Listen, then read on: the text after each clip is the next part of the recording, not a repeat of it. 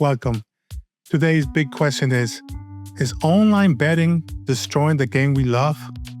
When you watch a game, are you following your favorite team or checking to see if you hit your parlay?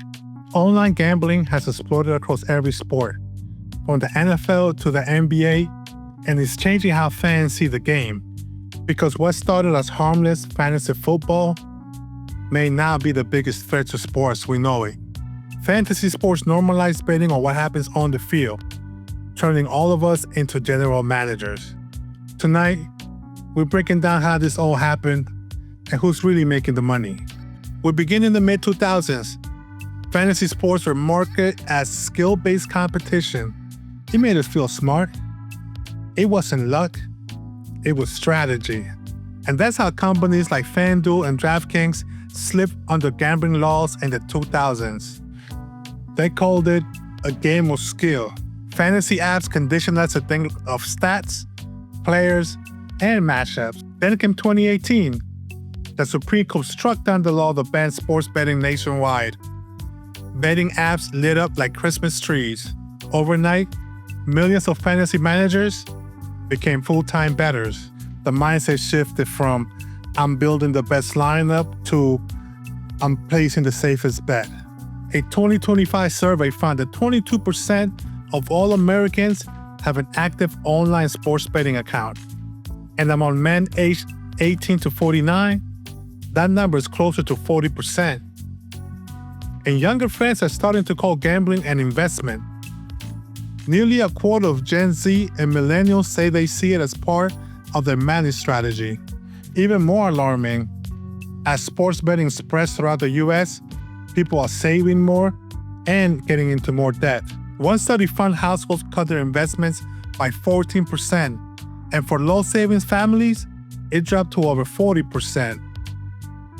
Economist Scott Baker found the same thing: higher credit card debt, lower credit scores, more overdrafts, and an extra $890 in unpaid balances every quarter after legalization of online gambling. Let that sink in for a second.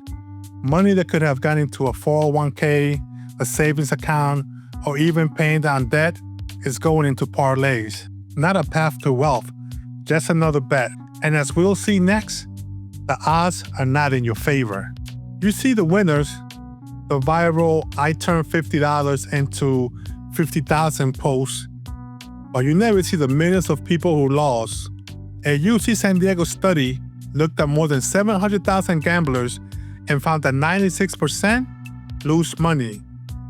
Only 4% make a profit, and some winners get banned when they start winning too often. The industry is not designed for you to win. It's designed for you to keep you betting, because the house doesn't just win, they depend on it. And now, fans are starting to question the game themselves. Our love for sports depends on one thing: trust. That what we watching is real.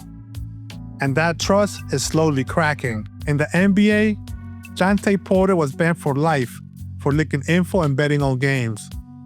2 weeks ago, names like Terry Rozier and Chauncey Billups were arrested in gambling investigations. Rigged poker games, insider info, money laundering, serious charges. In the NFL, Calvin Ridley missed an entire season for betting on his own team. And in baseball, Ohtani's interpreter pled guilty to stealing millions to cover illegal bets. Ohtani was clear, but fans still read the headlines and think scandal.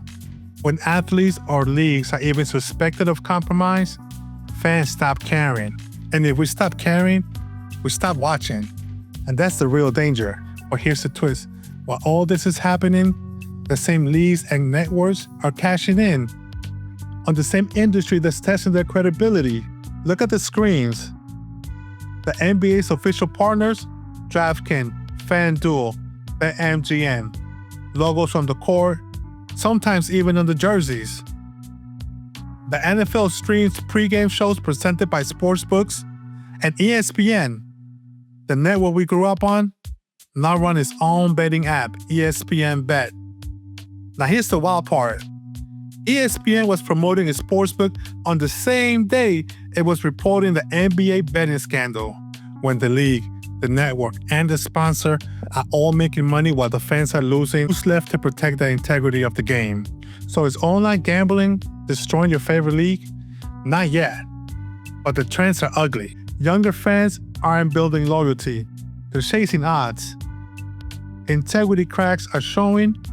A player here, a coach there, and every crack weakens the foundation. The leagues still have massive brand power and global reach. But if the candles keep happening, yes, they will have optimized for profit only to watch the most valuable asset collapse: the trust of the fan. Do you think the leagues are in trouble? Let me know in the comments. If you enjoyed this breakdown, hit like, subscribe. I'm Johan. Thanks for watching. See you next time.